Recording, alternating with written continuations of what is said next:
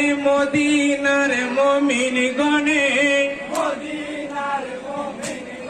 high হোসেনকে দেখে বলে হাই যেও না মোদের ছেড়ে হাই মদিনা খালি করে হাই ৭২ জন সঙ্গী নিয়ে দিনের ইমাম হোসেন এ ঘোড়ার পিঠে সওয়ার হয়ে কোফার পথে রওয়ানা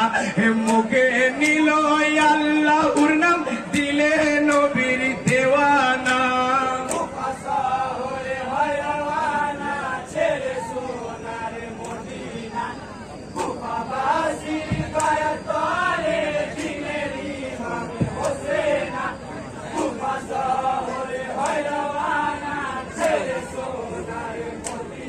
হাই কুফার পথ ভুলে গিয়ে